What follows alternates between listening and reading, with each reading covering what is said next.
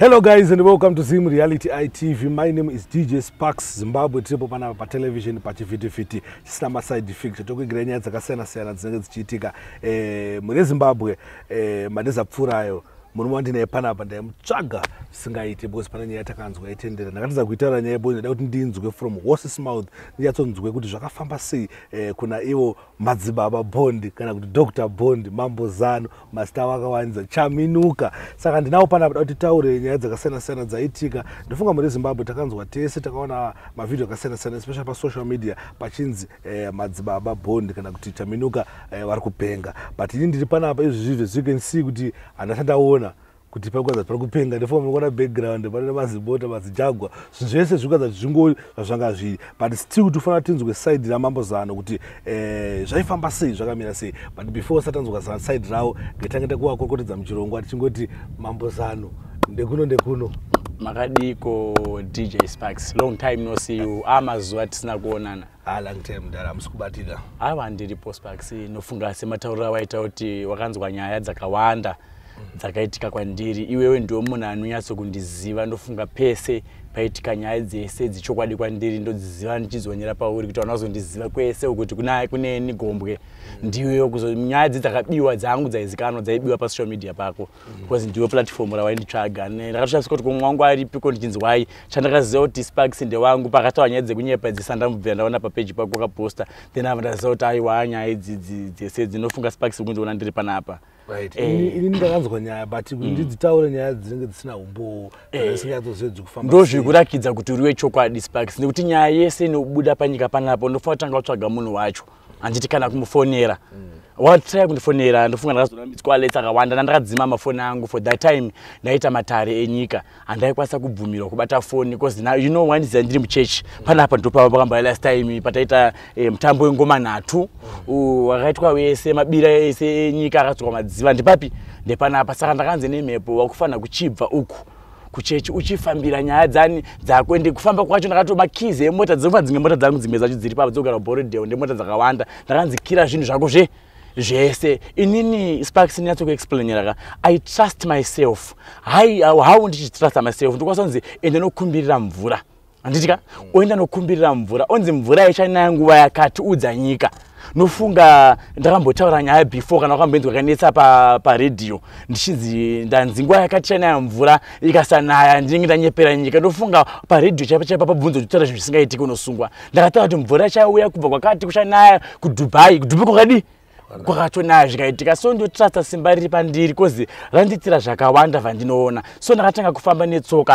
andambobva ndafamba pamwe nzendo dzangu dzizhinji ndaifamba netsoka ndainzi famba netsoka ibva kumazowe enda pagomo rakati saka vanhu vazhinji vaindiona for that time ndichifamba nemota vanga vajera kuti ndine mota ndine zvakawanda kuti kose munhu akufamba netsoka seakusunga machira akufamba netsvimbo nepakachakazonyanya kunzi ndinzi ndiri kupenga ndiri kunyepera Sparks pakuti munhu anenge akupenga pani pandakataura pa social media handishataura zvepolitics kozi tabudamo mazviri anditika pane munhu andakataura kuti hatonge nyika kusvika panguva dzakati hakuna nyika ichatongwa naningi zvafamba zvakati ndinde tsvimbo inogadza nofunga chokwadi chakufanira kuchibuda pachena kana ndakanyepa kuti izvozvo zvipanana handisiziva hangu kuti akutonga nyika pane zvinhu hangu ndiana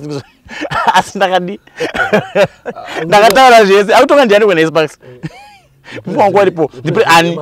Emerson Mnangagwa but ndo zvandakataura kaSparks nangu tichamisa hatonge you have to be open ndo pandakabva ndavengwa navanhu hobo muHarare munomu ndofunga nedzimwe shamwari chaidzo dzangu dzanditamba nadzo ndakasvika pakunditi iwe hachakwanisa kutamba newe nekuti maprofita mazhinji maprofets akawanda we have to be open if yanyaya yenews kuzwaya pandiri ndini Bond wacho ndini Mambozano ndini Chaminuka wacho ndine mazita Master Hobo anongodaidzwa nyika yese wakaona chine Master Hobo chakakosha kana uimbo wanza Joa Silikanzi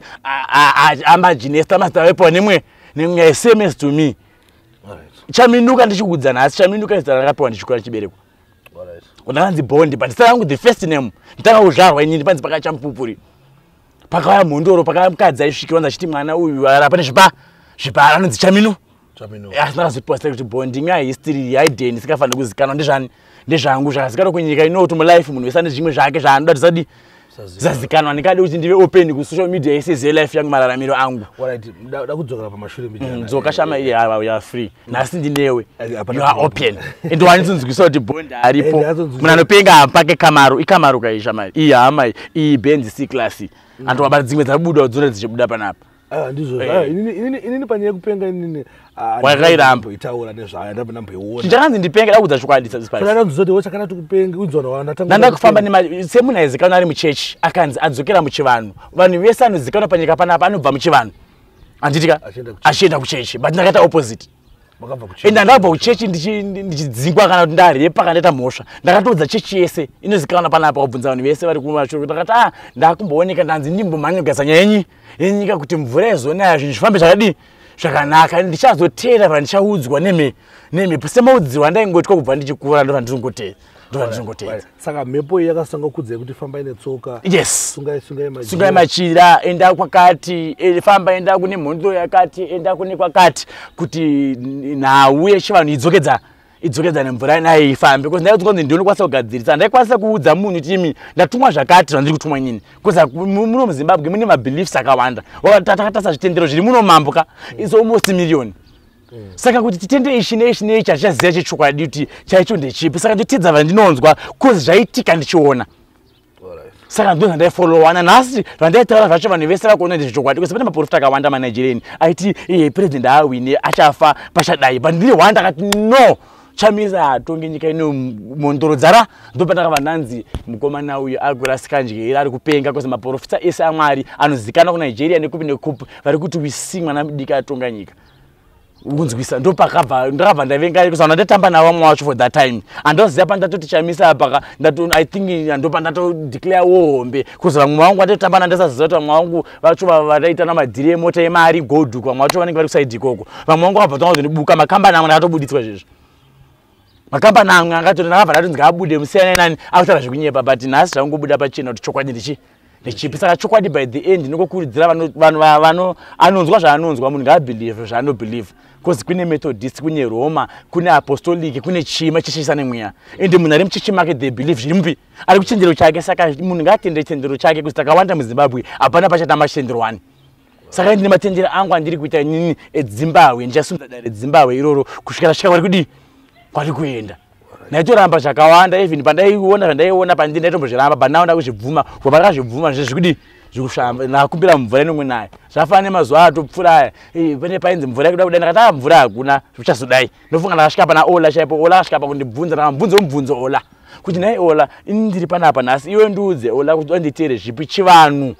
nechechi chokwadi ndechipi ndiri pakati ndiri Gombwe ndiende kupi vakashaya kundipindura kana iwe chaenda kukubvunza mubvunzo iwe futi nhasi kuti iwe Sparks ndiende kusaidi kupi kuchivanhu nekuchechi utoshaya kuti ndezvipi because chakatanga panyika panapa chivanhu kwakazoya bhaibheri but nhasi takuti chivanhu hachisisiko nokuti mutupo takaupiwa ndakubvunza iwe une mutupo takubvunza kuti mutupo wakaupiwa nani wakwasoziva ndisekuru ndakubvunza kuna sekuru wako here vasara nhasi vakakudza kuti mutupo wakatanga nani tateguru wavo zita rake hapana naro zita iroro sofa muno munyika hapana kwanisa kupindura mubvunzo iwowo saka chinhu chikuru ngatitendei zvatinotenda kuzi kuna Mwari chinhu chihombe chese chinozokudzokera pana musika kuti musika vanhu akasika isusu vanhu asika isusu vanhu iwe uri munhu unoda kurarama Sparks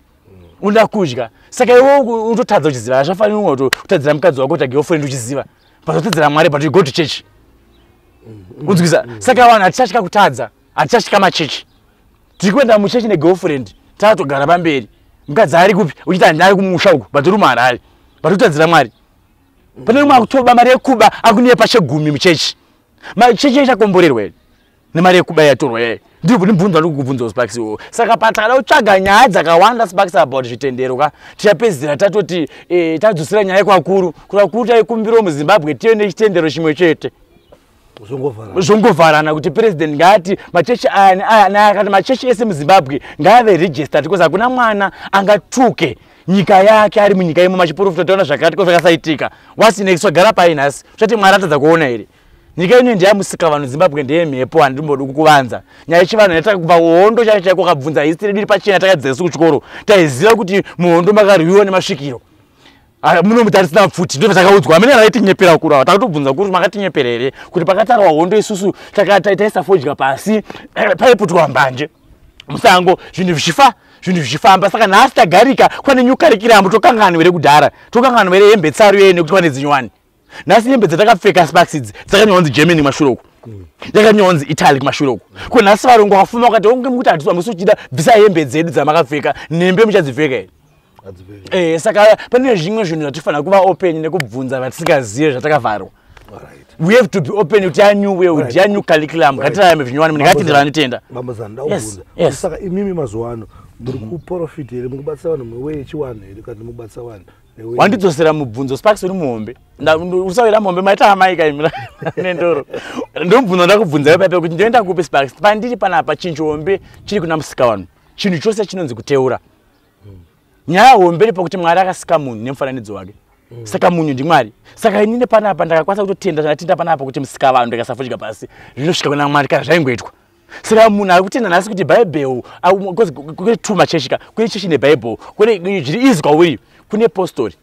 aiverenge Bible John Masowe kune chechi maBible maPentecostal and Safana kune Bible kune chivanhu 3 zvinhu zviripo munyika zvese zviri kupinda kuna Mwari kozi zvitendero zvakabvumidzwa nenyika kuti we are free muZimbabwe kuita zvaunoda. Saka muchatidzosera mubvunzo takupa kuti Zimbabwe yedu yakanya kusungunuka ka ndo yatipa kuti tadze kuchiona kuti chitendero chedu chacho ndechipi nekuti chese chiri ngoitwa muno. Right. Ndakudzokodza futi mubvunzo wandakaona panapa. Akuti munhu akauya mbotozvana wakawanda vauya vachida kubatsirwa nemi. Now kubva pa mamuri madzibaba bondi. Ndakata mbva masvika pakuti makuta. Zwisisa chinhu wanda ndausiya. Ndakabva ndichinzi enda nichandaitera. Nhasi pandave izvezvi ndakunzi ndakufanira kuchitora tsvimbo yeye kuti ndichiisa painofanira kudi kuti iende nyika idzikame ndochifollowa zvandiri kunzi ndiite ndichiteera nzira ndiri kunzi ndite watosvika panguva yekunakisa nyika pamwe ndiwo watozonakisa nyika. Yes, pamwe ndiwo kuti zvidi zvitofamba ndopatatowe izvo pautoya nhasi ndopatatowe papa nhasi tapunga tatatoungana tesese panapa nguva yakwana kuti tsvimbo chidi ichidzoserwa tsvimbo ine kwairi pane yakatombobiwa panapa ingari panapa nane mota imwe baitora nemukomana akatora tsvimbo imomomo iye akati yakarambira nemataura akati yakarambira muoko chibva izochiwanikwa naanzi chairman naprofessional Peter anonzi Peter ndiwe musangano wedu andobara kuti angangogara naye chizomudza ndingashiya nayo zvidi zvitu satatomirira process iyoyo kuti auye tidzosere kupi iko kwachazivo zvezvifungo nepfungwa dzevanhu ina handichanzwikiso vanhu ndakuenda kupi ndangotera nzira yangu andikunzi ndiite nini chikuru ndoti nyika ifambire munhu wese donzvo rangu ndeyekuti munhu wese akwanise kuziva zvaanoda nezvaanotenda ubva atera izvozvo. Saka izvo hamuna tsvimbo yedu yenyika iyo tsvimbo ipo ipapa ina provincial ndianayo itapo tofa kuitora tochigadzira zvidonzi zvigadziriso zvodi zvofamba ndochiteera nzira. Tsvimbo yagadzirwa hazvagadzirwa zvose tsvimbo ine painozonodzoserwa zvofamba sei? Tsvimbo ine paikufanira kuenda izvo hazvangu zvandikufanira kuteera zvane vamwe vari mukana ndikwanisa kujekesera manje kozi nyika inanotedzera wakatode tsvimbo nemwari kwake kwakutoronga mataurire papa nezvandaona inini kutakuziva kuti Sparks ndakazvitangira izvi ndakuzisopa media ndichadai saka ndikwanise kubuditsa zvinhu zvese ndobuditsa zvinhu zvinojeka kuvanhu kuti zvinzwisisike kozi ndikuteera donzvo rangu ini nenzira yangu kuti iende asi nzira yese panyika pano inozongodzoka kuti musika wanhu ndiye Mwari hakuna chinokurira Mwari panyika pa nyaya yese takazodzoka pazvayo inodzoka kunani kuna musika wanhu. Saka ari kuchivanhu ari kuteera mateuriro ake kuna musika wanhu kuna Mwari wake ari kuchechiwo ari kuJohani Masowe ari kutenda muna Johani kuna Mwari wani kuna Mwari wake nekuti akawandisa muZimbabwe munyika yese. Semunhu aiita zvechechi akasanga kuita zvechiwanhu ndeipi method yamunokurudzira imimi kuti munhu asvike naye kuna musika wanhu yamakaona imimi from your own experience semunhu aiprofita ari kuchechi akasanga kurapa ari kuchivanhu ane mastages afanira achitedzera kuchivanhu ndeipi nzira chaiyo yamunoona imimi kuti iri right kuteedzera kati iri easy kati yakanakira vanhu? Decision iyi mambo maonyero andakaita ine matira andaita ndatsvaga nzira yakuna Mwari iri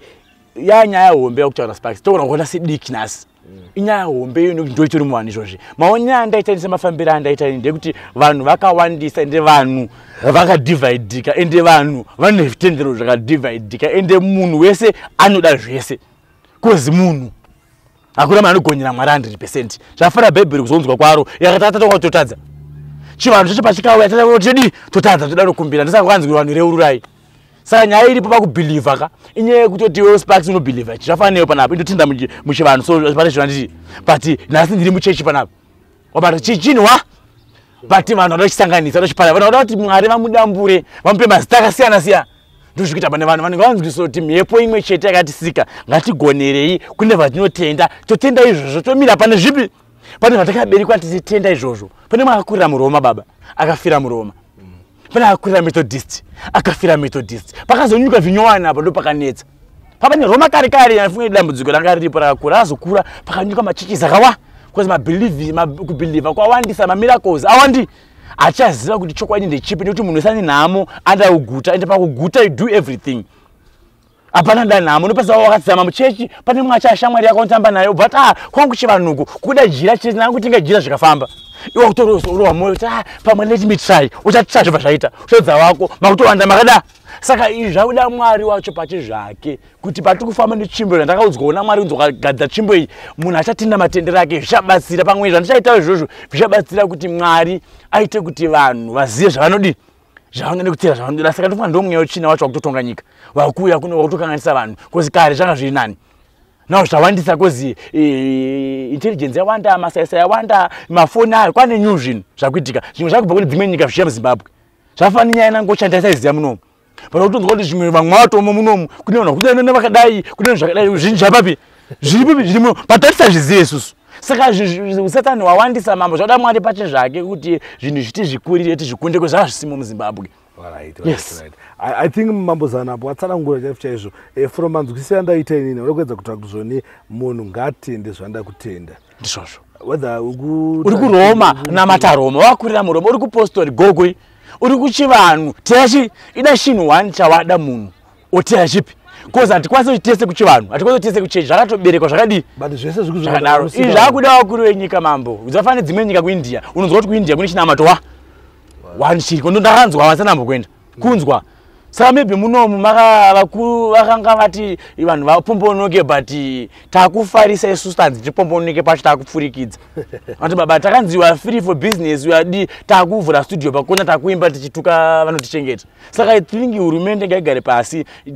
machechi ave achiregistawo zvikuti maprofita acho ngaatestwe kuti tione kuti uyo akuona unga zvikufamba here ngatore zvinoitika zvinobi zvinobatika I think we can change ngapave pane bumbu remutemo unoti tione kuti mapepa atiri kuona zvinhu zvechokwadi here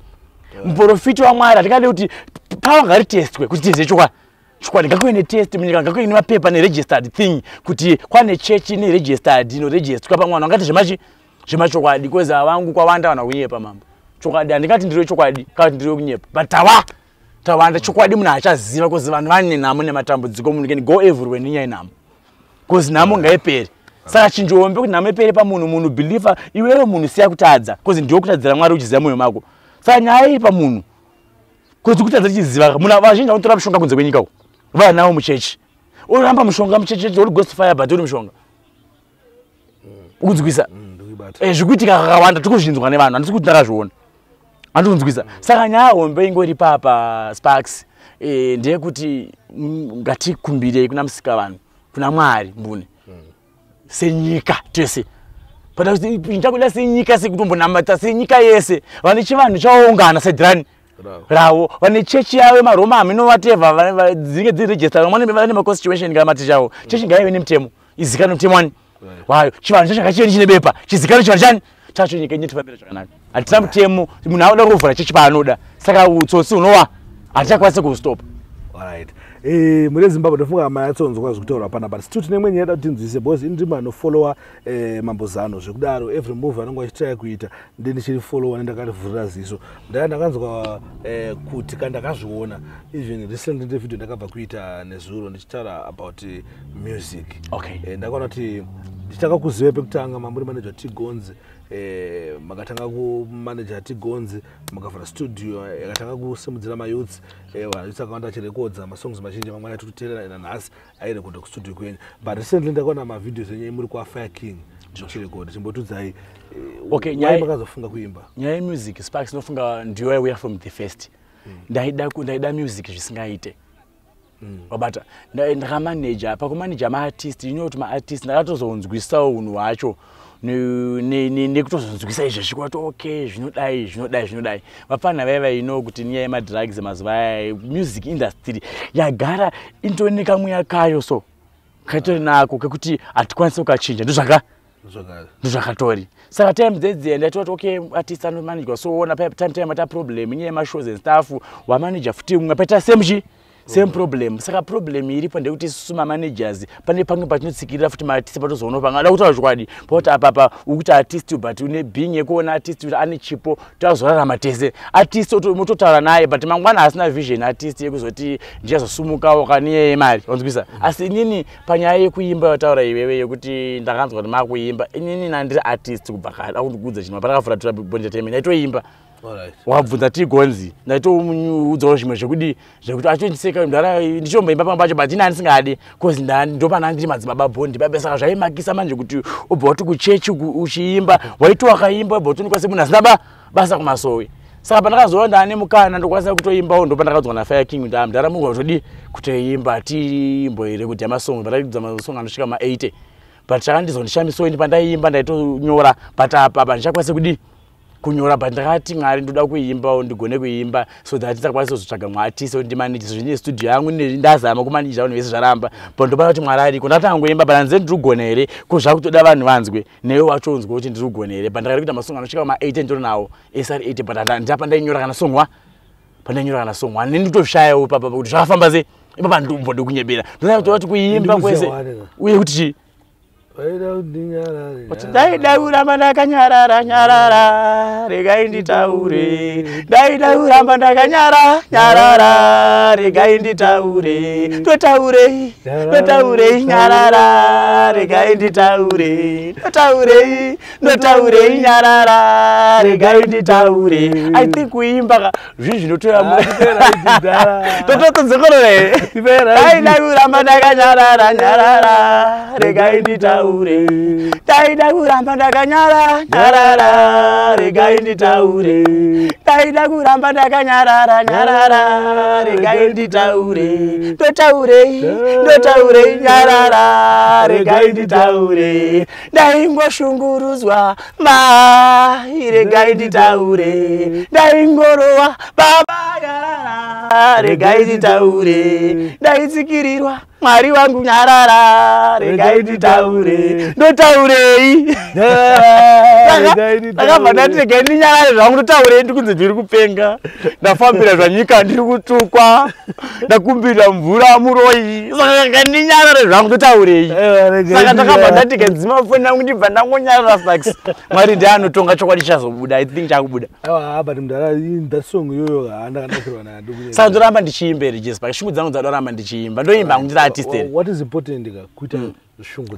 shungu dzangu pazvamwari chaizvo mwari aripo ndada kuimba zvangu inini ndichiimbira nyika ndopa ndichazoparidzira nyika izvofamba hapana chakamboshata saka wanhu otasire mafanzi enje because mungatotobudisa album because masongs achatoripo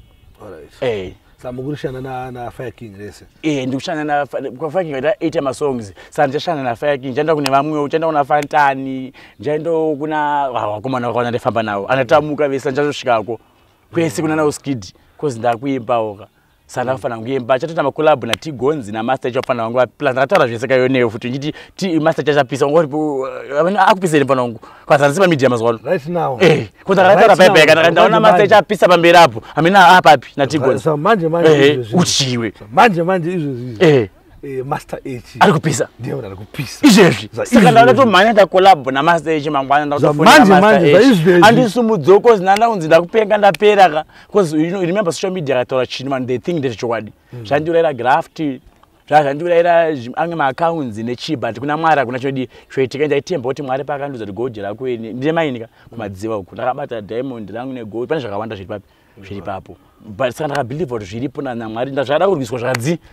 zvakadzima asina nani zvandakachengeta andowanzwisa saka ina handina chekudya tofunga ndosaka watangopinza pombedzi because mwari akandikomborera saka ndakudyawo nevamwe nemayouth nechitobatsirawo vamwe vasina saka mari yangu ndatidyiwa hangu inini ndichasira ndati ifambe kuti kuna mwari ndichasumudzira amwe machechiwo madiki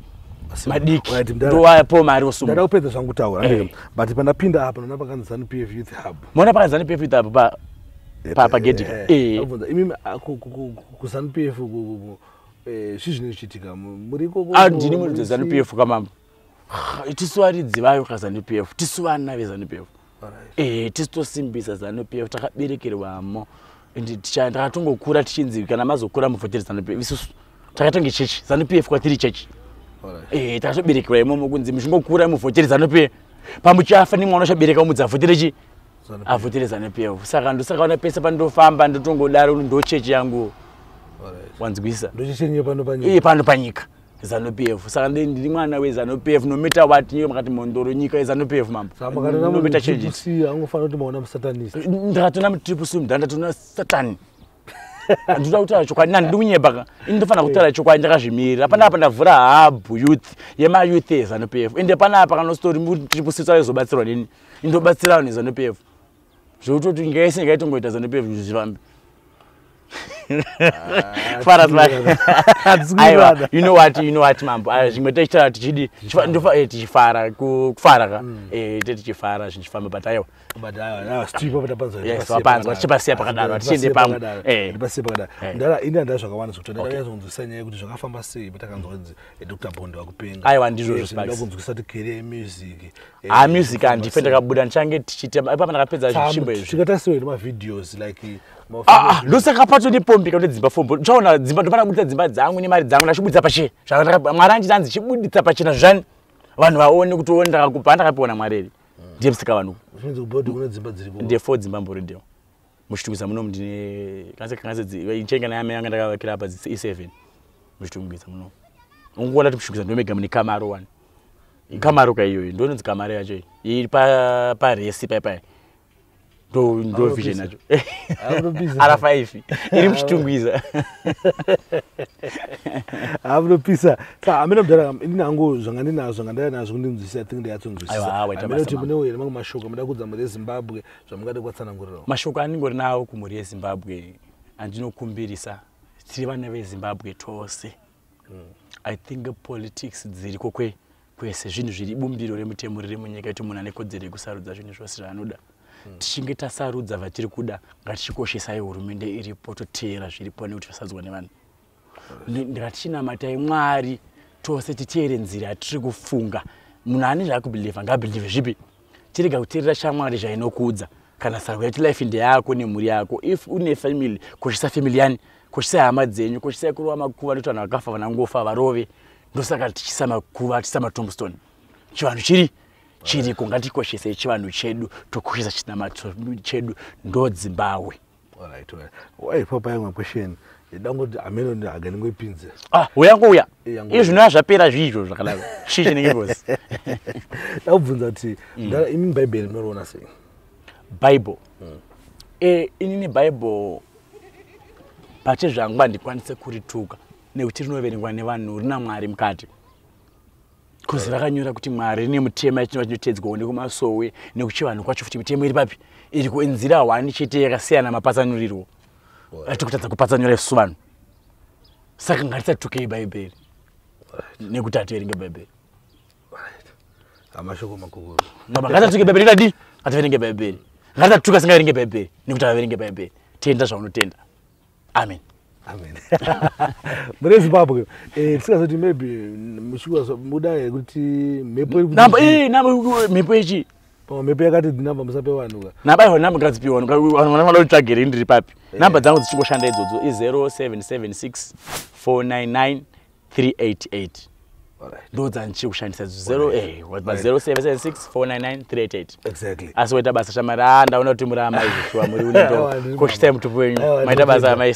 kombore basa nyera kura uri wechokwadi ndotanga kutsvaga munhu first onzwisa kuti munhu aripo here ari right here ndofunga uchotaura nemunhu unonzwisa kuti munhu akupengeta asi waona sei ndiri right